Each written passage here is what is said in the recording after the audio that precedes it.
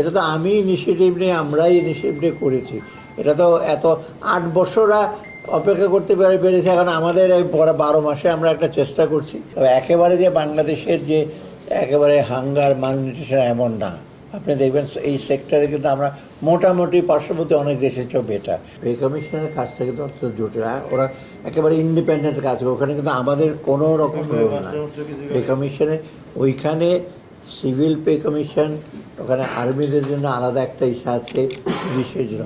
এখন ওই 3টা রিপোর্ট পাওয়ার পরে ওটাকে আপনার ওই 3টা পাওয়ার পর তো ওটাকে তো আবার কনসিস্টেন্ট লাগবে, একটা একরকম দেবে, সেটা একটু সময় লাগছে না। আমি বলেছি যে আমাদের সময় এটা করতে পারবো কি না এটা কিছুটা আনসার্টেনটি, কারণ এটা আবার এই 3টা রিপোর্ট দেখে ওটাকে আবার কী বলে রিকনসাইল করতে হবে। রিকনসাইল করার পরে অ্যাডমিনিস্ট্রেটিভ কতগুলো প্রসেস আছে, সচিব কমিটি আছে, ওরা দেখবে, তারপরে মোপা আছে, ওরা দেখবে, তারপর ফাইন্যান্স দেখে কত সম্পৃক্ত, ওটার পরে ওটা ইমপ্লিমেন্ট করা যাবে। অতএব একেবারে আমাদের সমাজে ইমপ্লিমেন্ট করে যেতে পারো সেই জন্য আমি বলেছি যে এটা আমরা একটা পুরোপুরি একটা সেট আপ, একটা রিপোর্টটা পাওয়ার পর একটা মোটামুটি একটা ফ্রেমওয়ার্ক দিয়ে যাব। কারণ যে আমরা যদি সেই সময়ের মধ্যে যদি এটা রিকনসাইল করতে পারি করব। এখানে সবচেয়ে বড় অর্থের সংস্থা বিরাট।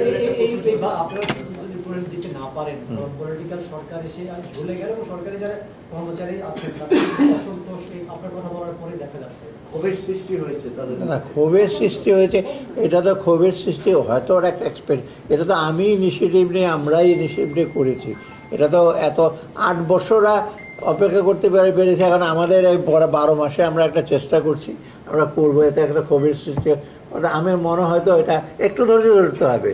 7-8 বছর কিছু হয় নাই, এখন হঠাৎ করে আমরা নিজেরা ইনিশিয়েটিভ নিলাম, তারপর এটা খুবই বড়, তাদের ধন্যবাদ দেওয়া উচিত যে আমরা চেষ্টা করছি, একটা ফ্রেমওয়ার্ক দিয়ে যাব, এবং রিপোর্টটা যদি আসে তখন আগামী সরকার যে সেটা যে খুব মানে সিরিয়াসলি নেবে না আমার মনে হয়, ওরা সিরিয়াসলি নিতে হবে। কারণ এই কাজটা করছে একটা ইন্ডিপেন্ডেন্ট, অনেক চিন্তা ভাবনা করে 3টা বিশেষ ধরনের পে স্কেল আছে, রিকনসাইল করবে।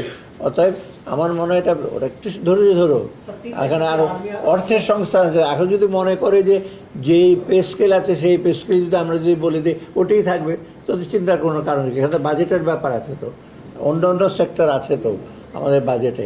পে স্কেল ছাড়া তো আমরা স্বাস্থ্য খাতে, শিক্ষা খাতে, ওগুলো অন্য অন্য উন্নয়ন ব্যয় আছে, সেগুলো তো আমার দেখতে হবে।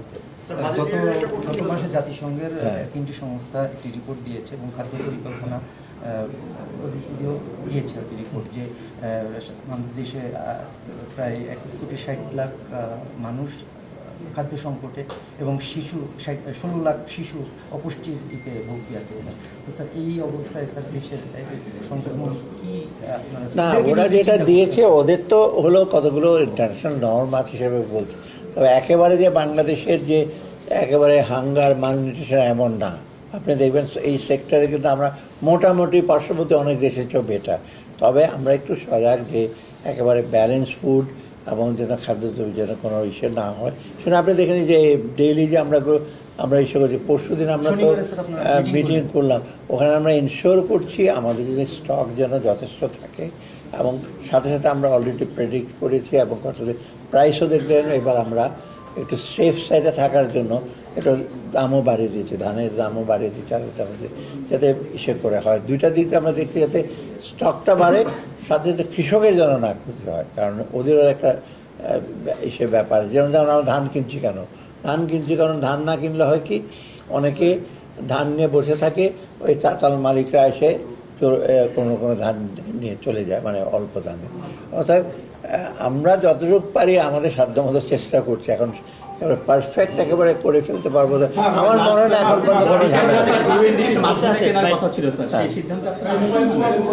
এটা আমরা জানতে পারবেন তো, ওইটা তো আমরা ডিসিশন নেবো 2 দিন পরে।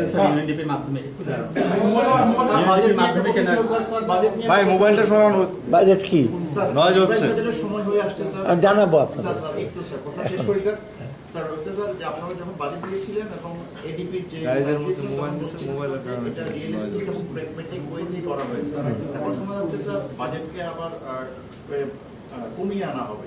তাহলে স্যার মানে প্রশ্নটা আসলে এখানে তাহলে কি স্যার আগের যে প্র্যাগমেটিক ওয়ে বা রিয়েলিস্টিক ওয়েতে করা হয়েছিল সেটা কি তাহলে ভুল ছিল? না, ও তখন ঠিক যে ওই সময়ের কনটেক্সটে ওটা রিয়েলিস্টিক ছিল। এখন আমরা যখন যাই, যখন বাজেট ইমপ্লিমেন্ট করি, নানা রকম ইস্যুজ আছে। প্রথম হলো অর্থের সংস্থানের ব্যাপার। এনবিআর বন্ধ থাকার পরে আপনারা দেখেছেন বিভিন্ন খরচ, এটা আমরা যাচাই করছি।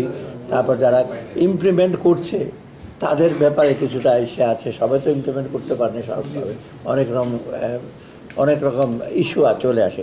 তো সেই তবে একেবারে ড্রাস্টিক্যালি একেবারে আমাদের ওই বাজেট থেকে যেটা খুব বিরাট একটা ব্যত্যয় ঘটবে তা না, মোটামুটি কাছাকাছি। স্যার পার্সেন্টেজটা কি বলা যাবে? না, পার্সেন্টেজ আমি এখন বলতে পারবো না। আমরা শুধু গ্রোথটা বলেছি, গ্রোথটা আমরা কমিয়েছি, তাই না? আর ইনফ্লেশনটা আমরা বলছি 7, ওটা 5 করেছি। এখন এই দুইটা মেজর জিনিস আমরা রেখেছি। আর বাকিগুলো টাকার অঙ্কগুলো খুব বেশি হেরফের হবে তা মনে হয় না। আমরা দেখি শেষ পর্যন্ত যদি কতটুকু এডিপিএম। স্যার, এক্ষেত্রে একটা সাপ্লিমেন্ট প্রশ্ন, সেটা হচ্ছে রাজস্ব বোর্ড তো এমনি লক্ষ্যমাত্রা অর্জনে ব্যর্থ হচ্ছে বারবার। এই অবস্থায় পেট্রোলিয়াম কর্পোরেশনের কাছে রাজস্ব বোর্ডের পাওনা হলো প্রায় 3000 কোটি, একইভাবে পেট্রো বাংলার কাছে পাওনা হলো প্রায় 25 কোটি। এই বকেয়া টাকা উদ্ধার করে উদ্যোগ ওরা আমরা তারা দিচ্ছি। এখন ওরা মানে ব্যবসা করছে স্যার। না, ওদের অনেক রকম ফ্যাক্টর আছে। ওরা যেই দামে আমরা কিনি পেট্রোলের, সেই দামে তো আমরা বিক্রি করতে পারছি না, আমরা তো প্রাইস আবার অ্যাডজাস্ট করতে পারছি না। অতএব ওদের দিকটাও আছে যে পুরাপুরি আমরা ওদেরকে অ্যালাউ করছি না ক্যালিব্রেট করার জন্য। আমরা যদি দিতাম যে তোমরা প্রাইস বাড়িয়ে দাও, তখন কিন্তু ওই জিনিসটা ওরা দিতে পারতো। সব দিক দেখতে হবে তো, খালি না না, আমরা কনসার্ন যে রাজস্ব ব্যয়ের জন্য, রাজস্ব বাড়াবার জন্য আমরা চেষ্টা করছি যে ট্যাক্স যেন ফাঁকি না দেয়, লিকেজ যেন না ওই দিকে বেশি দিচ্ছে।